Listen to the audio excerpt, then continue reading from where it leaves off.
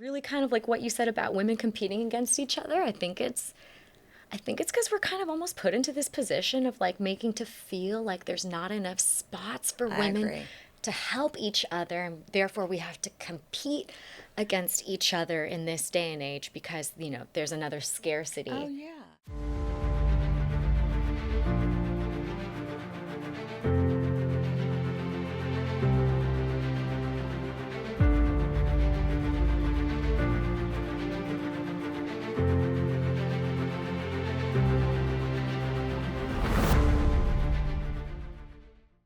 Hi, everyone. This is Dr. Christina Rahm, and I am here with Marisol Salazar. Am I saying it Yeah, right? that's right. It's You're like very Salazar, famous, so I just. Salazar Slytherin from the Harry Potter books. Oh, I like that. I love That's Harry the house Potter. that I would be in. Yeah. I love that. For everyone out there, I know exactly what house that is. Thank you. and, Thank you. and that would be amazing. You are phenomenal. I love what you've been doing with television as well as the magazines and food and everything overall. And I kind of told you this before. I have this kind of fascination with food because as a scientist, I've studied it so much. Yes. And I did some patents to reverse GMOs in Amazing. seeds and plants and food and different things. And I know that GMOs were needed to like help feed the world. But as you know, there's some negative side effects to some of that stuff. So I would love to get your take on why you're doing what you're doing. Yeah. And if nutrition plays a part of that, or if that's important to you. It's really funny that you say that because, so right now I do on-camera cooking. I was on Today's Show. I've been on GMA. I've been on all these incredible shows or hired by brands to do satellite media tours to cook. And I'm not really outwardly in the healthy food niche, but now I'm going towards there for the reason that when I went to school, I went to Cornell University. I thought I was going to become a nutritionist or a dietitian. Because it has one of the best, I've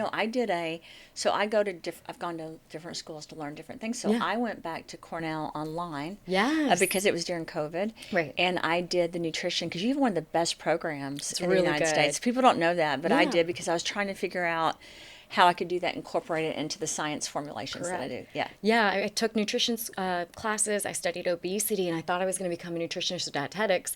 That didn't happen because when I graduated, I saw my undergrad debt, and I was like, let's tackle that one first before we add like a couple more 100,000 to that bill. Oh, But yeah. underlying everything that I do, nutrition has always been a huge part of it, although you wouldn't know it unless you really started talking to me, because outwardly I cook a lot of traditional Latino or American Latino foods. And I've always been of the mindset, because of my nutrition background, okay, if I'm pairing things together, how do fats pair with proteins? Yeah. What is the sugar content? Like if I eat something like, even fruit on an empty stomach, I know that's going to, boost my glycemic index. How do you mitigate that? Oh, pair it with a fat or a protein. So personally, when I try to cook my recipes, I always have those types of building blocks in mind without outwardly saying it, because working in food, people think you're kind of a naysayer sometime if you go the healthy route. You get pigeonholed into this category, and it's like you could also be healthy but also create delicious foods. GMOs also being something that we studied as well. What I really am interested in is kind of like eating for your body type and eating for your culture. Maybe you could do this one day because you have the power to do these things. I have always wanted to do a study about people eating from their cultural backgrounds or where they're from. So I'm originally from Panama. I thought to myself, if I ate more plantains and beans and rice and foods from my country, from Central America, on a daily basis, would that reverse some of the health problems that I have, rather than trying to eat from somebody else's background or country? I've always wanted to study that. I know there are a few studies, just because you mentioned this. Okay, So I great. have what's called an eidetic memory. So I kind of remember a lot. And there are some studies that show there's benefits to that. Yeah. You still have to look at the content, but Yes. because culturally, because your body kind of adapts. Right. Like people ask me about microplastics in fish and different things, because Right. as a scientist, I have different things I've worked on to get rid of microplastics, right? And Oh, so, amazing. yeah, so it was I went to France, I met with their government because they're very concerned about this. Right. Like if you go to Cannes and Nice and all these different areas, Monaco even, because they're right on the water. Right. And they understand, they don't try to hide that there's microplastics in the fish or that it goes into the bloodstream. But I want to tell you, for me, I will send you some of those articles that talk about Please. culturally, Love because that. then you can maybe mention them on some of your 100%. shows and stuff. Cam and Stephanie, if you can remind me to do that, I'll do that today or tomorrow. But my thing is, I love, if I really want to eat something and I love it. And my mother, I grew up on a farm. We grew up with fresh vegetables, fresh fruits. We actually had a government farm where we had to make every nut that could be available in the United States and every fruit, and they tested it in our farmland in Missouri. Yeah. That's amazing. It's amazing. It's amazing. I was just, one of our creative director, Joyce Smallwood, did a short clip with my mom about it. It was fascinating. That is awesome. So I got to, now we used pesticides. I'm just being honest. Back then, everyone did, and it's really hard. You don't know what you don't know back then. And it's really hard to make everything perfect. And I tell people this all the time. A lot of the products I work with and that I've made are to get rid of toxins in the body, or to block sugar or carbs to help the body work more effectively. Most of them are not pharmaceuticals, even though I've spent 15, 16 years in pharmaceuticals. I do a lot naturally. However, if I really want to eat something and it has a lot of sugar and butter, I'm going for it. Yeah. I'm just eating it. I mean, also eat for your happiness. Oh, 100%. 100%. You need a little dopamine hit within reason, fine, go for it. Yeah. You can't just spend your whole life restricting yourself. Oh, yeah. My mother makes the best food in the world, and I'm pretty sure there's a lot of butter and sugar. So can I come to your mom's house? That sounds awesome. So good. I want that. So I love what you do, but I love what you just said, and I hope the audience hears that. Yeah. It's about balance. Totally. Right? It's like if you're eating just all carbs all day, Correct. then your body is going to not handle break that. down. Yeah.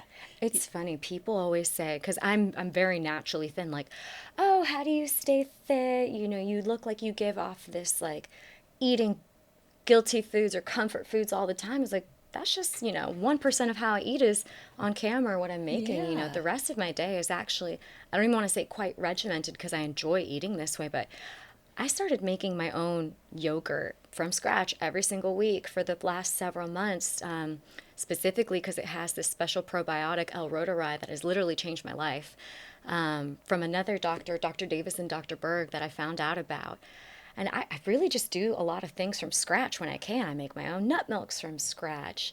And people will always... Do you make pistachio? I do have... Yeah, well, I've tried pistachio. It's not my best one. Have you tried to make it? Yeah, you've tried to make it. Yeah, with a cheesecloth and whatnot. Yeah, I tried to one time. I tried to one time because I like pistachio, so I looked it up. I was not successful. I'm not saying it right, but the brand Taché, yeah, it's some kind of French. Yeah, they make a great pistachio milk. Yeah. So I'm just you know what? I tried it. I gave up. I'm gonna go with. You're that. gonna go with it. Yeah. Well, yeah, because it was really hard. I was like, how are they doing this? Yeah. Because I love pistachio milk. It's good. It's amazing. Good, like in coffee and everything. Yeah. I used to have this period of time where, and this was really difficult for me working as a person food. I was writing about food in restaurants. I was doing, cooking online. I started having all of these mysterious illnesses and symptoms, and I had to go on these really restrictive diets to try to figure out what it was. And at one point I thought, I'm gonna have to switch my career in food entirely if these symptoms are somehow food or ingredient related, which was a really scary time for me. Luckily, it actually had nothing to do with food. It's maybe something your audience members know about perioral dermatitis. I'm very familiar with that. It wasn't related to food. It was a skin barrier thing. But how did they treat that? Do you remember? You know what? I was kind of open about it on my Instagram. One of my Instagram followers was hey, I think you have perioral dermatitis. Yeah. You should try X, Y, and Z. And this is after visiting tons of dermatologists, doctors, this and that. One of my Instagram followers told me, figured it out, how to treat it. Great. What did you use? I went a little crazy. I didn't realize you could treat it with antibiotics. I stopped putting anything on my face for exactly 1 year. I only put water on my face for a year. No sunscreen, no creams, just water. That's it. For a year, and then it was gone. Yeah, and it was gone. Unbelievable, because most doctors prescribe antibiotics. And, exactly. Well, I have an interesting relationship with antibiotics now because I was prescribed antibiotics 7 times last year. Wow. 7 times. I was really, really sick last year from various things.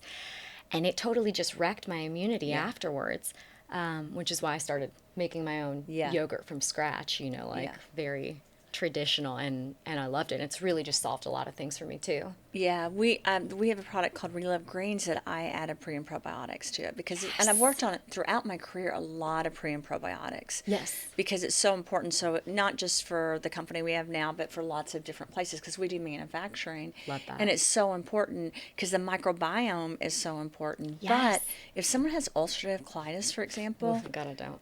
no, I know, me too. I've always had issues with colitis since I've been little. So I have to be very careful, right? Yes. Very, very careful. Or it starts again. And I am sensitive to gluten. Okay. I am sensitive. I know. And I love, I'm like, I can't be sensitive to this because I love it so much. And then I love milk, and I can't have milk. But I think I've always not been able to drink milk. And actually, milk is not as good for you nutritionally when you get older anyway. I mean, yeah, like puppies stop taking notes and learning. Yeah, it just doesn't bring as much benefit. The peptides in it do. You know, peptides are very important, but the other stuff doesn't. And that's why, like animals, they don't feed their young their breast milk, you know, for years. They wean them off. Yeah, and so we should too, right? That's part of it. But I grew up where my mom was like, drink that glass of milk. Like, you're from a farm, you had to. Yeah, they would do it from the cows, and then they would be like, you need to drink it. And so now that I know those things, I weigh that. But I will say, there's certain conditions, and I always say this because everyone knows that I'm more into naturopathic things. Sometimes you do need antibiotics and antifungals. I actually, because I travel over the world and I'm exposed to so many things that I'm always carrying them with me. Absolutely. Because, and to just make sure our audience understands that, you take a stance if you want to do things naturally, which is my stance. Yes. But you also have to understand the reality that there are pharmaceuticals that save people's lives. Absolutely. Yeah. I got pneumonia for a month last year, one of my many illnesses. I was like, yeah, yogurt's really not going to treat my pneumonia. I needed the antibiotics. Like, I needed to get like a CT scan and all these things, which I really appreciated. But like my post-recovery, I really focused on being all natural and treating my body well and eating well, which sometimes like seems like it may come into conflict with what I do as a recipe developer, you know, cooking on camera. I really lowered my alcohol consumption because I was like, it's just not worth it to lower my immunity. Yeah. You know, and put my body at risk again. I think, and I actually wanted to ask you this question. I know you're asking me the questions, but I want to know. It's okay. Yeah. I think I truly believe it was just because of stress, and I hated my surroundings that I was in. I felt like very house poor last year. I was in a fabulously expensive apartment that I was not actually that great and that I hated. So I had all of these different types of stressors, and I think the stress just killed my immune system. Yeah. On top of being like a very type A, mediocrity offends me kind of person working really hard. Yeah. I was like, well, how do you handle it? You are just this all-star go-getter. You know, the other day my boyfriend, he called me, he nicknamed me Extra Credit. And I was like, I'm talking to a woman who is extra credit. How do you like manage all of this without getting sick? So, you know, I've had cancer, and I've had brain tumor, spinal tumor, Lyme disease, and then actually the last 4 to 5 years I've struggled with cancer again. Okay. And I use mostly natural, but I don't talk about it a lot because then I'm worried that if people see me doing things naturally, they won't get the treatment maybe they need. So we have some influence, I'm so careful about that. Right. But I will tell you this, stress for me, like when I talk about my stomach and colitis, it's stress and not sleeping, because I'm kind of a type A too. I tell people I'm not, but then I'm like, well, I don't know. Let me look at your resume. Let me see. Maybe I have a little bit of that in me. So when things don't go right, I get stressed, right? But I've noticed my biggest stress is, and I've figured this out the older I've gotten, is my surroundings, what's going on around me, and if I'm happy where I am and in that environment. And so let me explain this to you. Your cells talk to each other, right? So when you do a recipe, you're blending the food, and there's kind of this romantic relationship with the food, in my opinion. That's how I look at it, and I'm kind of a romantic, and I think that's why I only like certain food, and if I don't like it, I'm not going to commit to it, because why would I put those calories in my body if I don't love it, right? And that's why I also give myself the luxury, if it's not the healthiest thing, if I like it, I'm going to eat it. It's serving a different purpose. Yeah, it's serving a different purpose.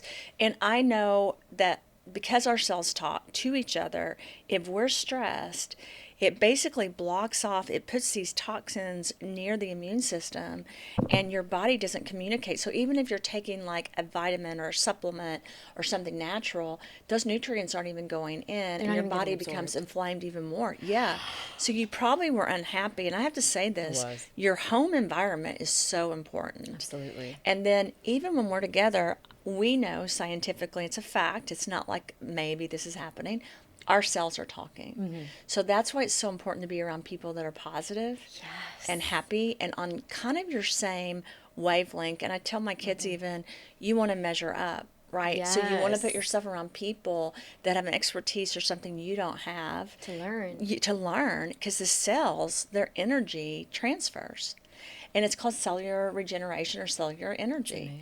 And so you probably got so stressed, your body, honestly, the immune system can build almost this wall where it's not helping the body because the inflammation is so high. And I bet that's what happened with you. And that's probably why you had pneumonia and it lasted so long, because you still weren't happy. Do you know what I mean? I was not happy. And like, you're totally on the money. Once I moved from this location, and this was just a couple weeks ago, I feel like my stress and my health has done a total 180. I have never, you know, when you feel so bad for such a long time, you forget what it feels like to feel good.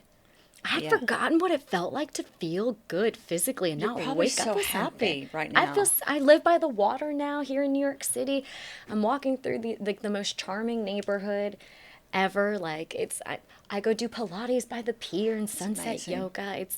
It was really, really crazy, and I had attributed to, like, I was trying to do mind over matter. It's like, I'm such a type A woman. I can do anything I put my mind to, but my body was failing me. And so I literally had to take a chill pill and a reset, move my entire location, be a little bit more financially, like, less stress. Yeah. So much happier now. And I'm glad you brought that up about finance, too. Yeah. Because I'm in health, right? Yeah. But when I do talks, and we speak all over the world, I talk about health and wealth, because if you don't have money, or if you're stressed about money, and there's studies on this, that's another study I could send. Please send. I need a list. that shows, and I can do a summary on it so you can see it, but it shows that when you're stressed about money, your health also goes down. Yeah. Because you just can't deal with the stress. It's one of the biggest triggers in our life, because we have to have money to live. Yeah. And people don't see someone like you or me as worrying about money. But the truth is, all of us have these different triggers as it pertains to money. Yeah. Right? And it comes from our childhood. It comes from everywhere. And so when people say to me, Christina, why are you always talking about financial? Because I always say it's mental, emotional, psychological, physical, and fiasco, right? Like your economics, like how is it doing? That's why even in the United States, in my opinion, there's a lot more depression. It's not even my opinion. The statistics show more depression. Truly. Highest colon cancer rate we've ever seen in women. And in younger people, too. And younger women, especially in women in the 20s and 30s. And they think it's not just the food, it's not just the environment. They do think there's a stress component. And one of the stress is the younger generation worried about money. 100%. Because it used to be you just go buy a house or you do whatever. It's not that way anymore. The barrier to entry is so much harder. And I respect everything that you've built for yourself. It's so incredibly inspiring. And, you know, as of like, I'm a self-employed, independent, you know, I make my own money. I'm not a W-2. I don't have big corporations behind me, you know, and that's fine for people. The 9 to 5, there's a reason people do it, because it brings a sense of security and stability and helps ease that financial stress. You know, for me, I chose the path less traveled by, which is fine for me. I wouldn't be happy with a 9 to 5 and like fitting into a box. But with that comes its own particular set of stressors. One of them being financial. And of course, I chose to live in the most expensive city in the United States. So I don't know. Nashville's competing with New York right now. Did you know that? It's probably because we're going down there. We're like, it's so much more affordable. And now we're driving your prices up. Yeah. And it really was that financial piece. And you talked about, you know, people not seeing folks like you and I being worried about finances, but it's, you know, it's not always the case. And you mentioned something about childhood. I grew up in a single parent household. My mom was a single mom. She raised my sister and I by herself. I don't know who my biological father is. So there's something that's always kind of lodged in the back of my head. No matter how much money I make, no matter how successful I am, there's this like, ooh, what if this could happen? I've got to think. Sometimes you think in a scarcity mindset where I'm trying to change into this like abundance mindset, which sounds so cliche, but I'm really trying to believe it. And one of the ways I try to practice abundance is like, what am I eating that's going to do good for me? Yeah. To help me get to the things I want, just to be happy, like eat for my happiness. Yeah. I actually even pray this prayer every day. I pray for abundance. Yeah. I pray for blessings. Of course, I pray for a lot of things, but I don't always get everything I want. But I think it's so important that you have your life and your mission, which means there's going to be a journey that's not easy. Because I believe if you're following your mission, it's not this smooth journey. But I look at, like, people ask me, how did you get to the pharmaceutical industry? I never thought I would work in pharmaceuticals. Right. Then how did you run your own companies? I never thought I would do that. 92 countries, 57 presidents. I never thought any of that. And if you ask me, I didn't do that.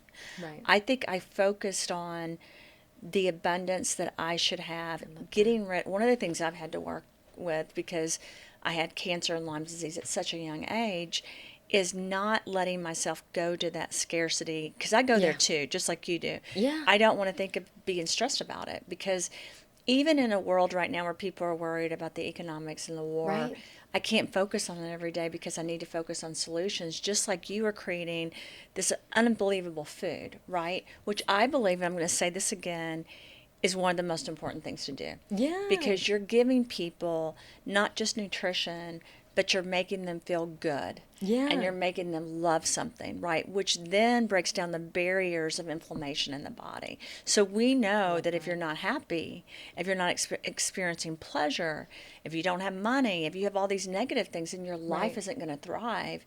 But what happens when you're the person that's like you are, that is in TV. Yeah. You're on stage, basically. People are watching everything you do. Totally. You sometimes probably forget to take care of yourself, because I know I do too. Like, 100%. it's a lot. When I do television work, I have to be so on all the time for hours and hours. If I'm doing it for a client, sometimes I'll speak to like 30 to 40 different daytime television shows live within the span of hours, and that can be draining. I'm so blessed that I'm in the position to do that, and people hire me to do this type of work, but it is really draining, because sometimes self-care feels like a little like greedy. I know. And like it's you feel no, I shouldn't be thinking that way. Like, I gotta feed my engine. And like, honestly, this is gonna sound so weird. When you said abundance, it got me thinking to one of my very first TV interviews I did when I was like in my 20s. And I was like, I can't believe they're giving me this opportunity. One of my first major television interviews where I was interviewing someone, it was with celebrity race car driver Danica Patrick. Wow. Oh my God, let me tell you, this was a life-changing moment for me. But, it kind of just plays into this abundance piece. I had been hired to interview her for this television press junket. She was apparently having a bad day, and I was her last interview of the day, and she just wanted to, like, let's go, let's get this interview done. Literally, one of the producers ran downstairs to meet me. We were down in Soho, and I was going to interview her in this loft apartment. The producer met me on the corner as I got out of my cab, and she's like, I just need to tell you, Danica's just, like, really not in a great place right now. She's not happy. It's like, great, way to set me up for positivity in this interview that I'm about to do with my first major interview with a celebrity. So I go up there. Her team is up there. The client that I'm doing the interview for camera on there is all there. There's a whole crew of people. Danica comes out. She does not look happy at all. I'm like, all right, well, I have a job to do, and I'm trying to get my paycheck, so I'm gonna do this thing. And we sat down, and it was an entrepreneurial discussion. Yeah. So we were talking about, starting our own businesses, what it's like to be a woman in business, and, even smaller scale, like freelance. And this segment was supposed to be, I think, maybe 10 minutes long, and then it was a hard out, supposedly. Her producer signaled me, okay, hard out. And Danica was like, oh, no, I want to keep talking to her. Like, let's keep the cameras rolling. Yeah. And everyone was just kind of like, oh, what's going on? And we kept chatting, and one of the things that she said to me is, like, every day I like to practice an attitude of gratitude. And I was like, I just thought about it when you said that. I was like, I need to practice this every You're right. single day. Yeah. Because if it's working for Danica, I bet you it'll work for me. Because she kind of just changed her attitude, right? Yeah, Which I think you she can changed her do. attitude in that moment. I love that. And I love that. she was all smiles. Literally, the producer behind, like, pretend you're Danica, the producer behind her was crying.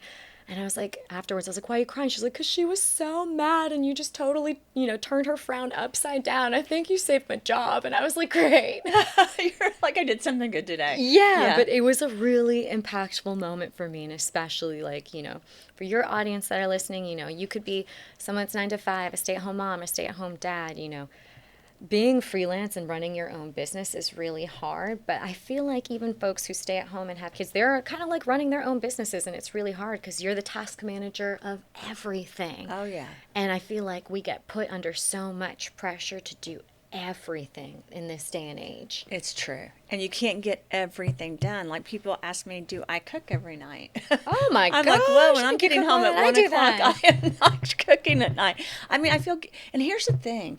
I don't know if I think women feel more guilt. In fact, I know that as scientifically, we by nature overall feel more guilt, right?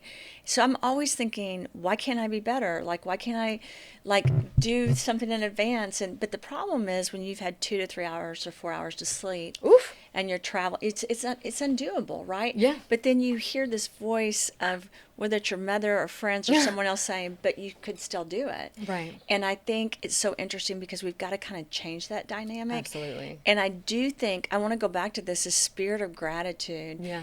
I try to do that, like when I get in a bad mood, and I try to flip the switch. And I think one of the reasons that's worked for me is I've always been kind of a tomboy. And so, oh my gosh, I was like, you were so stylish. What are you talking about? Oh, no. Well, right now, I don't. No, I grew up climbing trees and being in the dirt and just being like literally, if you saw my picture when I was little, I was a tomboy. I love it. Well, you did grow up on a farm. I did grow up on a farm, and I try to switch it. Like, men are so much better, in my opinion, at like not getting their feelings hurt, or switching the situation, or getting over something. Right. Whereas, and I hate to gender categorize, right? But overall, from my personality, I need to feel like I'm happy, right? Yeah, so I will tell myself, absolutely. I've got to change this. When I get in a bad mood, I can't stay mad at someone. So for that reason, they did a quote in a magazine, which I told our whole group to change. They said, Christina never gets mad. And I was like, okay, they don't know me. They literally put it in one of a major magazine. I was like, can we correct that right away? And I think it was in my book too. Stephanie Never sometimes gets mad. I was like, I get mad. I don't stay mad. Right. Do you know what I mean? And part of that is the benefit to my body and to my life. It's kind of like if you make food, and I know you do this because I know what I do as a scientist, there's things you make that you don't like. Right. And you're like, I'm never going to eat that. Correct. I try to explain this to people with what I do for a living because they're like, do you take every product you've ever made? I'm like, no. How could I do that? Like, I would be taking something every second. That's like the biohacking type genre at that point, which is not a bad thing in it's my not, opinion. but that's not what I do. Right, and exactly. I explain it to people like this, and people have heard this. If you listen to more of the podcast, you'll hear me say this. If I make spaghetti, I may make it 10 times before I like it. I know how to make it now because I love spaghetti. So That's just recipe development right there. Yes, but I don't just eat my spaghetti. I go out to eat sometimes, right? Correct. I eat different foods. I eat different things. And I tell people that's why you have to find what's right for your body. Right. One of the things we do with the products that I work on is we clean them repetitively from microplastics, from heavy metals, from toxins. But that being said, there's other products I take that people would say, well, that's a competitor of yours. Really? And I'm like, you're right. But it's like you go out to eat. You don't just eat your 100%. food. I live in New York City, one of the best cities in the country for food. It's like me. I'm around every health wellness expert there is. So I try things. And I think the takeaway message for me about stuff like that is we should all enjoy life and honestly share with each other our gifts. Try not to compete so much because I feel like sometimes women were each other's worst enemy. Like I don't blame men. I say that a lot. I think we sometimes don't support each other. Right. But I would love to do some kind of collab with you. So I'd love to No, I don't usually say this on podcast, but I would should love. do it. Yeah, I did this cookbook. I don't know if you know that. Okay, I'm not a chef, so don't even try. It's just like I'm not a fashion designer, but You are very fashionable. I made a fabric and different fabrics when I was at Harvard that It's protect the body. amazing. And for me, because I love nutrition and I love cooking, I've always wanted to partner with someone where they make whatever they want and Right. add some things that like pre and probiotics. Yes, Because do it. and I love what you've done with the yogurt, so I'd love to talk to you about that more. We should. Yeah. I'm really into my yogurt making. Yeah. Now. And I was looking at your coffees that you sell, 'cause I Yeah. love coffee. I'm not going to stop drinking it. And I'm so blessed. I manifested this. I just got a brand new Breville Yeah. espresso machine. I was like, I cannot wait to make some great Yeah. drinks on my Breville. And you were selling the coffee, and I was like, we can make some It's a cool 91 recipes there. cup score. Did you know that? I was reading online. I was like, It's oh my I think goodness. there's only a couple in the United States. We are fair trade. We are organic, natural. I mean everything. But I did a process to take all the toxins and mold out because people don't know this, but coffee grows mold. So much mold. I So think much. Danger Coffee might be the only one that has like a mold-free coffee. Yeah, we're mold free. Yes, Yeah. thank God. So we're mycotoxin and mold free. Oh, and that's we've even better. we've actually tested it for 5 years now, and we haven't had anything grow. But we don't sell it. You know, it has a Right. shelf life. But we kept it because we wanted to test it, and we sent off for third party testing, and then we sent off to get the 91% cup score. I saw the beans are from Guatemala. Is that Mm-hmm. right? Listen, I'm from Panama. I just got to shout out my country here. We are one of the best countries for coffee beans. You know, we're known for the geisha coffees, those ridiculous, $1,800 We need to talk for a about pa- that then, because I was we're like, I should trying to introduce you choose. to some coffee growers We're there. trying to choose 2 to 3 more places, but we want it Yes. fair trade. We want, like where we're getting them now, there's all the water, the air, everything's Yes. clean, right? So we're trying to look at 2 to 3 other countries. So we should talk about that. Yeah, and I've got some collab on that. great, very high quality Panamanian coffee growers that are just like rocking the coffee world right now. That's I can great. introduce you to. That's great. Yes, I was like, I feel like I am learning so much right now, and I'm like just absorbing for you. So I was like, I just want to give back some type of knowledge, some type of help, which is really kind of like what you said about women competing against each other. I think it's because we're kind of almost put into this position of like making to feel like there's not enough spots for I women agree. to help each other, and therefore we have to compete against each other in this day and age because there's another scarcity Oh, yeah. mindset. Well, and honestly, I love that you're saying this because, like, yeah, I did a cookbook because I did it based around nutrition, right, and health. But I'm not an expert like you are. I'm not, and I'm very honest about that. Like even with fashion, I was with the CEO of Chanel at an event in Italy, two events last year. Amazing. And we're trying to get the fabric done so we can sell it to large groups like that instead of just doing our own line. Because I'm not a fashion designer, I'm a fashion engineer, and that means Ooh, I I'm love that. making fabric that's clean.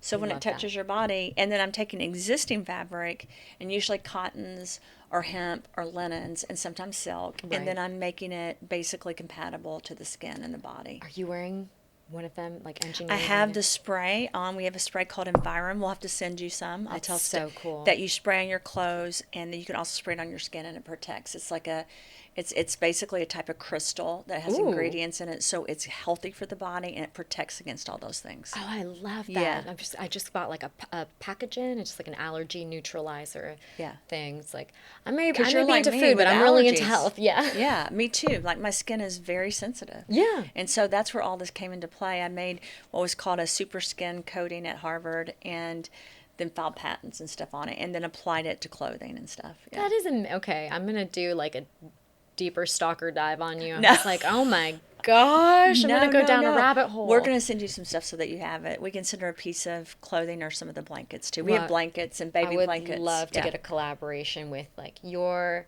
actually expert nutritional background with my culinary and see if we can, just show people some ways like here's how to use the probiotics and some Oh, foods. yeah. Also, sometimes culturally specific or, here's how to make all of these boosters and supplements, implement them into your life and implement them into your food so it doesn't feel like I'm just going through a medicine cabinet and taking all this stuff. Yeah, Let's that's why integrate with I food. do a lot of gels, liquids, because taking 100 pills a day to me is just not appealing. Right, Yeah. exactly. It feels a little clinical. Yeah. Not trying to go that way, but Yeah, we should definitely get something Let's set do up. it. And I'll have our group do it. Another thing, we just did a major, it was a great event in Nashville, and the chef and they incorporated our products into the food. It was amazing. Oh, and my into the God. drinks. You couldn't even, we have this Taste it. product called Relive Grains that has just grains. And I checked for the that. GMOs, then the parent plant GMOs, and then it's cleaned. And it has, because of my stomach, Right. I crave it, right? So we put it body into knows what it tequila, needs. just so you know. Oh my God. We met. that's You could amazing. not. You could ask everyone in our group. The chef was so great. You could not taste any greens. It tasted like a cucumber tequila drink. That sounds amazing. Yeah. And so I really want to partner with someone and do collabs where we're doing stuff like this, because Oh my God, we it's so absolutely much more should. fun than just, I don't know, just taking the greens. the you know. greens. Yeah. And Because people these days, especially Gen Z, drinking so much less, or when they drink, they want it to be some sort of functional beverage. Me too. That's true. They're not drinking as much. You know Right. that. Yeah. And when I drink, I think if it's not going to be the best glass of wine or the best not worth mezcal or tequila, it's not worth it. That is truly not worth it for me. So unless it has some other property that's functional, that helps me, then I'll take it. And I wanted to share something with you today. I have for you a copy of my cookbook Oh, that I good. brought for Oh, you, good. I just love to that. just to give you something, show you the work that I do. I'll point out some of the healthier recipes. I do have a salad section in love there. that. Yeah, But you know what? that's my I may gift to love the you. ones that aren't healthy. Yeah, that's true. But I can't wait. And you've been on Forbes.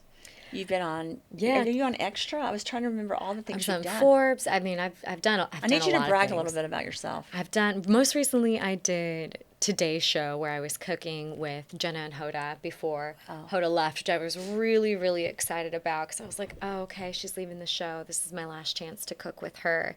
I've been on Fox 5, ABC 7. I've been on so many different television stations and interviewed in magazines, which is such a blessing, because my mission in life and like my niche is, so I'm originally from Panama. I'm an American citizen. I became a citizen when I was 12 years old. I grew up in a military family, which is why I sound like this. Spent a year in Texas, so you might hear me say y'all. I loved being in San Antonio. But my mission and like my niche, what I really love to share with people, is American Latino cuisine. How Hispanic food has changed, shaped, and evolved, developed and or assimilated here in the United States from different immigrating Hispanic groups. And you being down in Tennessee in the Nashville area, I write a whole section about El Latino Sur, which is the Latin South, and how different Hispanic immigrant groups have melded and combined with Southern food to create dishes like collard green empanadas, Latino fried chicken. Okay, I would like to taste all that right now. Mississippi tamales, Delta tamales, and that's been really like my mission in life, and something that I manifested recently that I'm working on after this, because it's due later. I can't say quite what it is yet, but I'm working with a brand new museum that has to do with all of this, and I've been tapped in to help them with some of their work, and down in DC. So it's just been like a huge come full circle moment for me. So yeah, so some of the recipes in the book you may get a kick out of, because we do mention hot chicken, the Nashville hot chicken. Oh, I love that. Because there is a Hispanic tie to it, and it will be explained. So we need to push out the book too. So anywhere we can find you, please let us know. We're going to push that out to our audience. Oh, it's amazing. The big ones, Amazon, Walmart, Target. I Barnes want and our group Nobles. to make some of this food, and then we'll have her on an Instagram live if you're available. Yeah, we should totally and we do can talk that. about your food. Yeah, We should totally do that. Yeah, I gotta sign it for you. I was like, I don't please know what sign to it for